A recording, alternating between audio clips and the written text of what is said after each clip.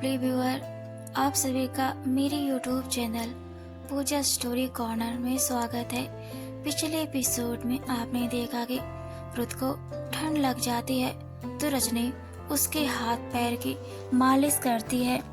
उधर राघव आहना के पास आता है तो आहना उसे नींद में ही किस करती है, पर आहना रुद्र का नाम लेती है जिससे राघव गुस्से में आ जाता है।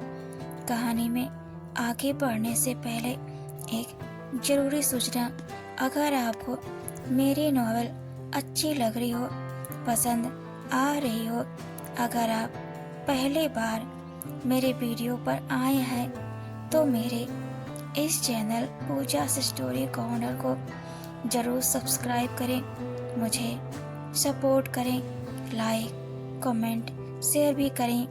इससे मुझे मोटिवेशन मिलती है और भी कहानी और नॉवेल्स लिखने के लिए। अगर आज ये नॉवेल आप देख रहे हो तो आपको हो सकता है समझ ना आए।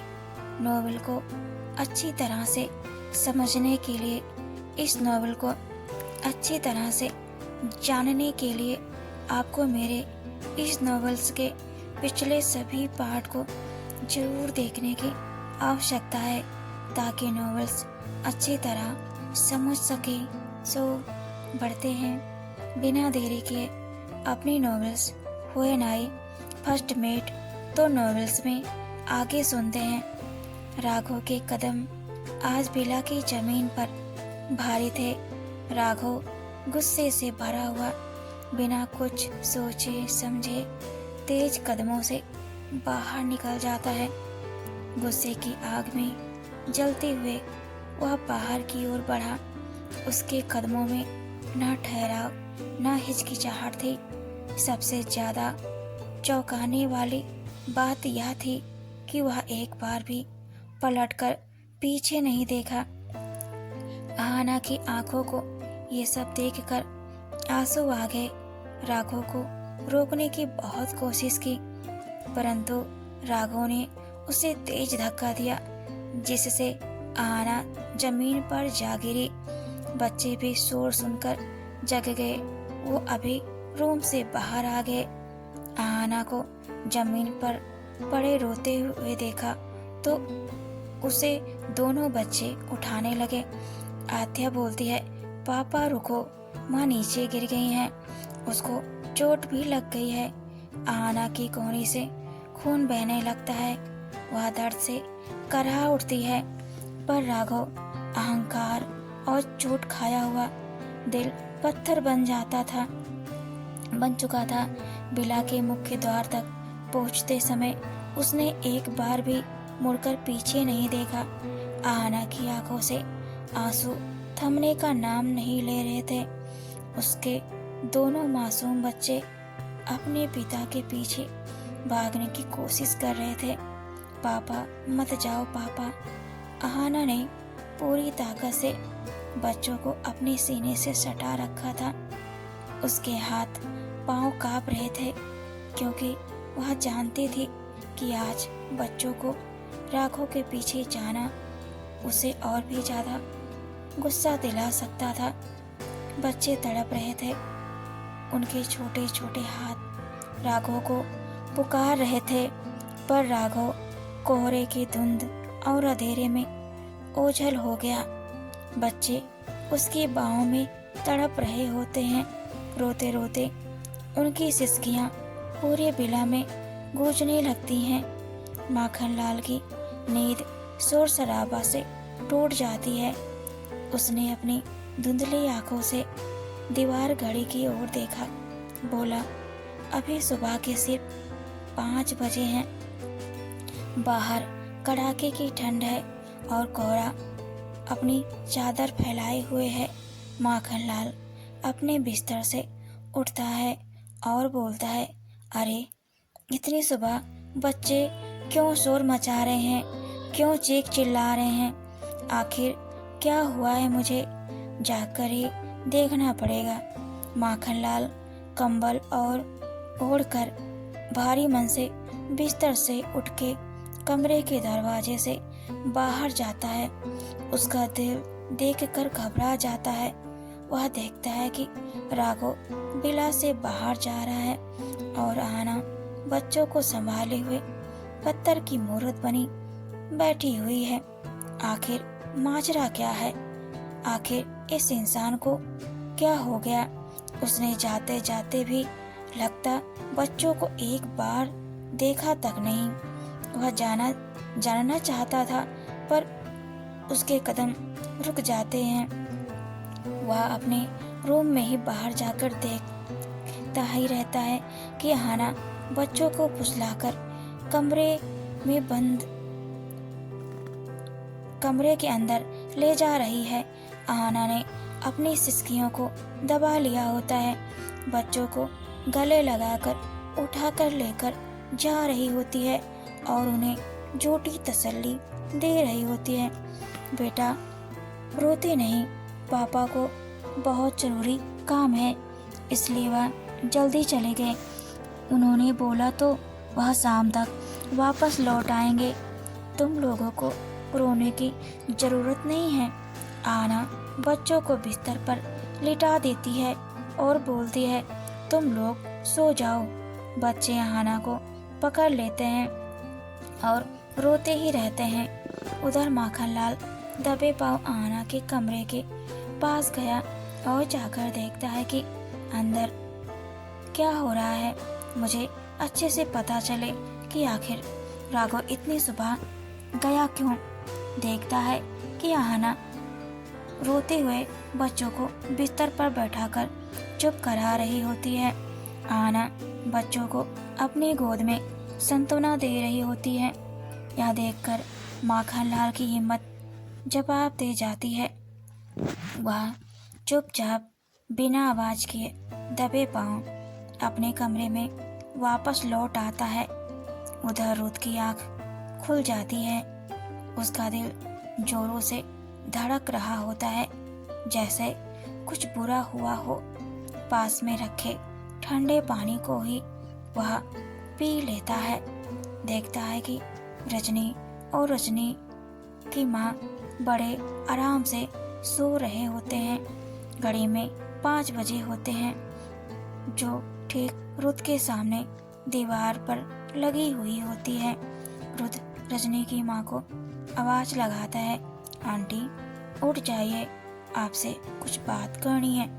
रजनी की माँ की आंखें खुल जाती है और रुद के पास जाकर खड़ी हो जाती हैं और बोलती हैं, क्या हुआ? तुम मुझे बुला रहे थे? रजनी अभी भी सो रही होती है, इसलिए उसे जगाना ठीक नहीं समझा रजनी की माँ ने। रुद बोलता है रजनी की माँ से, आंटी अब हमें यहाँ से चलना चाहिए। मैं बिल्कुल ठीक महसूस कर रहा हूँ। अगर फिर कभी चक्कर आया तो मैं आपसे प्रॉमिस करता हूँ कि मैं खुद चेकअप के लिए उसी समय अस्पताल में आऊँगा। आपको तो पता है ना, आज मेरी और रजनी की सगाई है। आपने और रजनी ने इस दिन का कितने दिनों से बेसब्री से इंतजार किया है। मेरी सेवा की, मुझे कहां से कहां तक पहुंचा दिया। अब उसे एहसान को पूरा करने का वक्त आ गया है। सगाई की बहुत सारी तैयारी तो पहले से की जा चुकी है और भी कुछ तैयारी बाकी है, तो हमें अभी उसे पूरा कर लेना चाहिए ताकि शाम को हमारा फंक्शन अच्छे से सही से शुरू हो जाए। रजनी भी उठ गई होती है, पर वह लेट के आंखें बिना खोले सब सुन रही होती है और कंबल के अंदर सगाई की खुशी से मुस्कुरा रही होती है। रुद्र रजनी की माँ से बोलता है, आंटी आप डॉक्टर को बुला लाइए मेरे पास, मुझे उनसे बात कर लेने दीजिए, नहीं तो हमारे किए कराए पर पानी फिर जाएगा। इस सगाई के लिए मैंने बहुत सारे बैलेंस खर्च किए हैं। मैं किसी तरह भी रुपए पेश नहीं करना चाहता हूँ। रजनी की माँ कंबल ओढ़ लेटी हुई अपनी बेटी की ओर प्यार से देखती है और उनकी आंखों में आंसू आ जाते हैं। उनकी मुराद जो पूरी होने वाली है। इतने साल तक ये दिन देखने के लिए रजनी और रजनी की माँ ने बेसब्री से इंतजार किया है कि रुद्र और रजनी जल्दी से एक हो जाएं।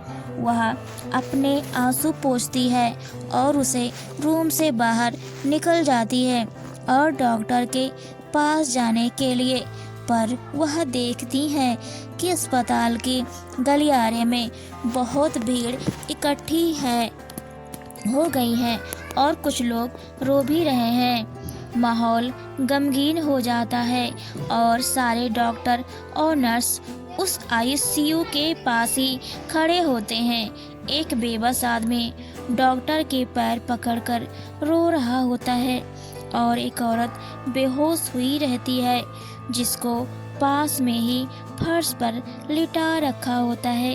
रजनी की माँ का दिल बैठ सा जाता है। रजनी की माँ घबराकर एक डॉक्टर को आवाज देती है।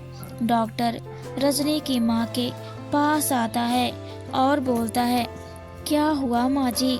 रजनी की माँ बोलती है, बेटा यहाँ पर क्या हुआ है और इतनी भीड़ क्यों जमा है? डॉक्टर गहरी सांस लेकर कहता है, माँ जी 5 दिन पहले एक 5 साल के बच्चे का बहुत बड़ा एक्सीडेंट हो गया था। उसको यहाँ पर लेकर आए।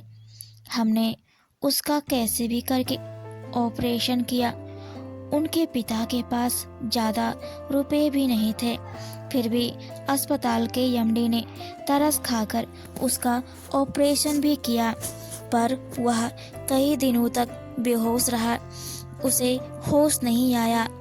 आज उसके पिता हमारे पास आए और बोला कि उसे होश आ गया है, लेकिन जब हम आए तो देखे कि उसे होश नहीं आया है और वह कोमा में जा चुका है।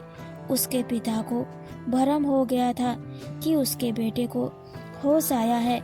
डॉक्टर की आवाज़ भारी हो जाती है और बोलता है, माँ जी उसके पिता के पास इतना रुपया नहीं है कि उसे कई सालों तक वेंटिलेटर पर रख सके। अस्पताल के एमडी का फैसला है कि बच्चे को मृत मानकर ले जाएं और उसका अंतिम संस्कार करें। रजनी की माँ अपने मुंह पर हाथ रख लेती हैं और बोलती हैं, हे भगवान किसी को ऐसा दिन मत दिखाना। डॉक्टर रजनी की माँ को निराश होता हुआ देखता है। रजनी की माँ फिर से बोलती है, बेटा कुछ दिन और रख लो, क्या पता बच्चा होश में आ जाए, और हो भी सकता है कि उसका बच्चा होश में आया रहा हो। आप लोग जब तक आए तब तक वह फिर से भी होश हो भी गया हो। डॉक्टर ने कहा, नहीं माँ जी, यह संभव नहीं है, उसे होश नहीं आ सकता। हमने उसे पूरी तरह से चेक कर लिया है। अब उसे कोई चमत्कार ही बचा सकता है, या फिर उसको बचाने के लिए भगवान को खुद जमीन पर आना होगा। बाकी और कोई ऑप्शन नहीं है उसे बचाने के लिए, और हमारे हाथ में कुछ भी नहीं है। रजनी की माँ डॉक्टर से बोलती है, रुद्र आपसे मिलना चाहता है, उसे आपसे कुछ बात करनी है। तो डॉक्टर रुद्र से मिलने के लिए रजनी की माँ के साथ रुद्र के रूम में चला जाता है।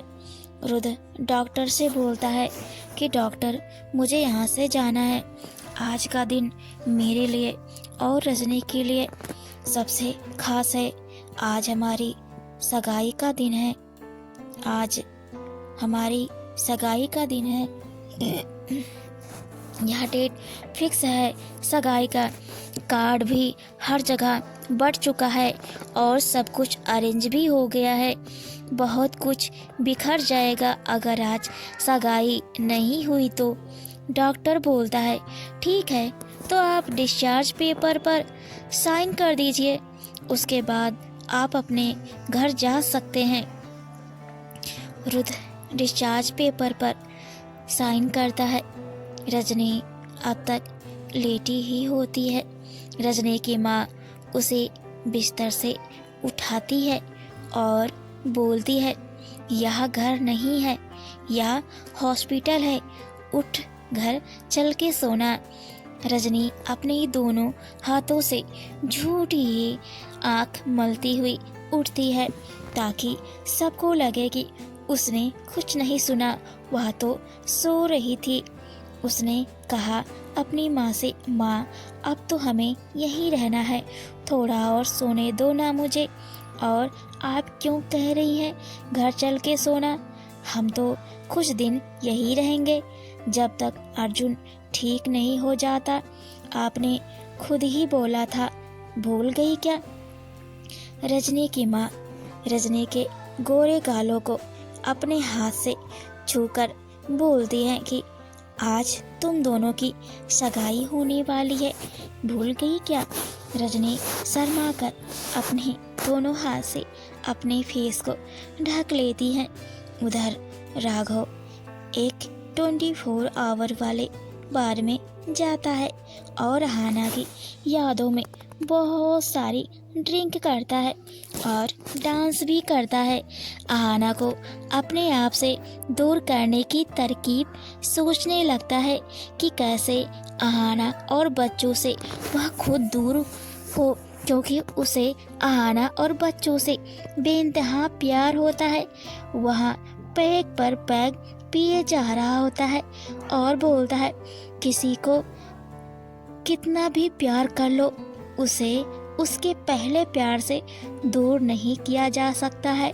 फिर चिल्लाकर सबके सामने बोलता है मैं बेवकूफ़ था, उसके बच्चों को अपना नाम दिया, उसने मुझे ऐसे फेंका जैसे दूध में मक्खी हो। मैं मक्खी नहीं हूँ अहाना, मैं मक्खी नहीं। मैंने उसके बच्चों के सिर पर बाप का साया दिया और उनको अपना नाम दिया। आज वह उसका नाम ले रही है जिसने 5 सालों में उसकी कोई खबर तक नहीं ली कि वह लड़की जिंदा है या मर गई। और मजे की बात तो यह है कि उसी आदमी ने अपनी ही बीवी के साथ दुष्कर्म भी किया। फिर रोने लगता है मुझ में क्या कमी है, मुझे बताओ, क्या ऐसा है उस रुद्र में जो मुझ में नहीं है, बोलो। इतना बोलकर वह वहीं ठंडी फर्श पर गिर जाता है। वहाँ सभी लोग उसे घूरने लगते हैं। कुछ लोग उसे उठाकर संभालते हुए एक रूम में ले जाते हैं और वह उस रूम में सो जाता है और बड़बड़ाता है अहाना, मैं तुमसे प्यार करता हूँ। आद्या बच्चा, आरव, तुम मेरे ही बच्चे हो, मैं तुम्हारा पापा हूँ, तुम मेरे ही बच्चे हो। तुम तीनों को मुझसे कोई भी दूर नहीं कर सकता है। आपको मेरी नॉवेल कैसी लगी मुझे कमेंट में ज़रूर बताएं। आगे नॉवेल में हम देखेंगे कि क्या अहाना रुद्र से मिलने वाली है, क्या होगा जब अहाना और रजनी आमने सामने होंगे। रुद्र किसे अपनाएगा, रजनी या अहाना को? कल का एपिसोड मज़ेदार होगा तो देखते हैं नेक्स्ट एपिसोड में। तो बने रहें पूजा's स्टोरी कॉर्नर में। Thanks for watching and keep supporting.